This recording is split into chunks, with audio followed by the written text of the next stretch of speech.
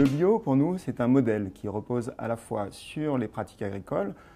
puisqu'on n'utilise ni OGM ni intrants chimiques, mais aussi sur la transformation, dans laquelle on utilise beaucoup moins d'additifs que dans le conventionnel.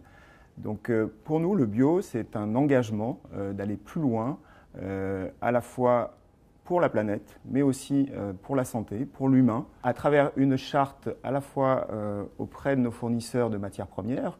pour cadrer leurs pratiques agricoles, mais aussi à travers une charte nutritionnelle exigeante qui va rechercher à utiliser des produits avec moins de sel, moins de sucre, par exemple, dans nos produits.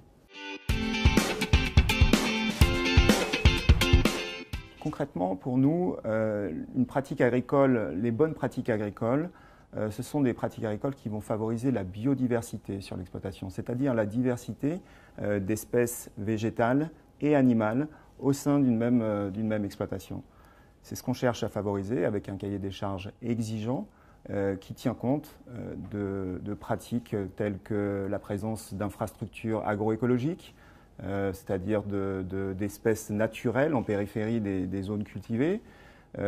qui inclut aussi des rotations longues, c'est-à-dire sur une même parcelle, succession de cultures végétales qui vont se compléter et être bénéfiques l'une pour l'autre. Par exemple, avec les légumineuses, on réussit à fixer l'azote de l'air et à fertiliser le sol, et les cultures qui vont succéder à ces légumineuses, comme des céréales par exemple.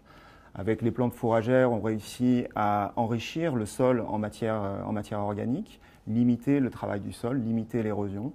Donc c'est un ensemble de bonnes pratiques qu'on cherche à favoriser en achetant des matières premières qui tiennent compte de ces pratiques. On a aussi les couverts, la couverture du sol entre 2 années de culture. On a aussi la diversité, c'est-à-dire le fait d'avoir sur la même exploitation à la fois des produits végétaux et des produits animaux qui vont se compléter et s'enrichir l'un l'autre. Donc le lien au sol est important, c'est-à-dire la capacité de l'exploitation à fournir l'ensemble de ces aliments pour les animaux et à pouvoir être autonome dans son système.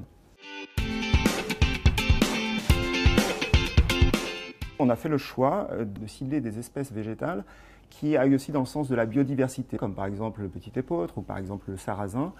qui ne sont pas parmi les principales espèces utilisées dans l'alimentation. Vous savez peut-être que dans le monde, il y a environ 9 espèces végétales qui représentent 80% des matières premières utilisées dans les aliments.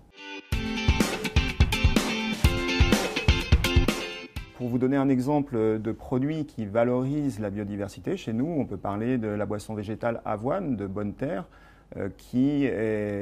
met en avant les bonnes pratiques, qui met en avant une coopérative de Bourgogne qui s'appelle Cosebi et sur laquelle nous avons cherché à valoriser la biodiversité. Un autre exemple, toujours sur la marque Bonne Terre, c'est la boisson végétale à base d'amande, une amande qui provient d'Épouille en Italie, et qui valorise des variétés anciennes d'amandiers, comme la Genco ou la Filipocea, et qui sont cultivées dans des systèmes avec moins de densité d'arbres à l'hectare,